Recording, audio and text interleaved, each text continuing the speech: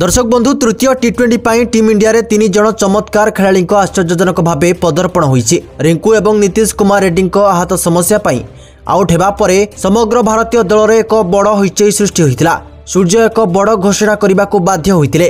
Team India तृतीय T20 प्रस्तुति आरंभ कर देइछि।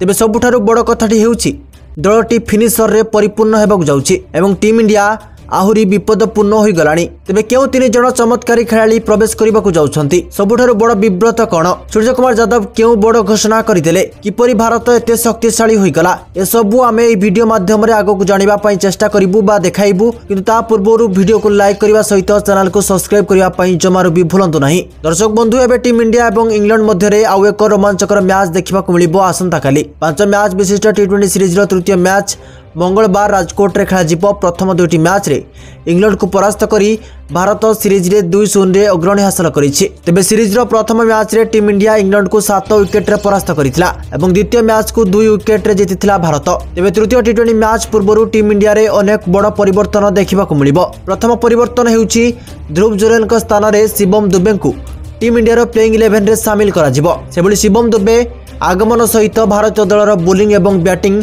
उभय डिपार्टमेंट मजबूत होइजिबो। सेबळी द्वितीय बड़ परिवर्तन हेउछि रवि बिश्नोई को बाद दिया जाई पारे एवं तांको स्थान रे मोहम्मद सामी को शामिल करा जाई पारे। राजकोट पिच रे सामी कर एक भल रेकर्ड अछि। तांकर होम ग्राउंड मध्य राजकोट अटे। से विपज्जनक फॉर्म रे अछंती। तृतीय परिवर्तन भाव रे वाशिंगटन सुंदर को स्थान रे रमनदीप सिंह को शामिल करा जाई पारे। रमनदीप सिंह श्रेष्ठ ऑलराउंडर को मध्य रे अन्यतम अटंती एवं तांकर प्रवेश टीम इंडिया रो बोलिंग एवं बैटिंग उभय को मजबूत करिबो। तेबे बंधुगण ए वीडियो विषय आपण मानकर मतामत कोन रहिछि दया करी तळे गोटे कमेंट करी निजर मतामत दियंतु एवं परवर्ती वीडियो सहित खूब शीघ्र देखा हेबो। से पर्यंत विदाय दियंतु। जय जगन्नाथ।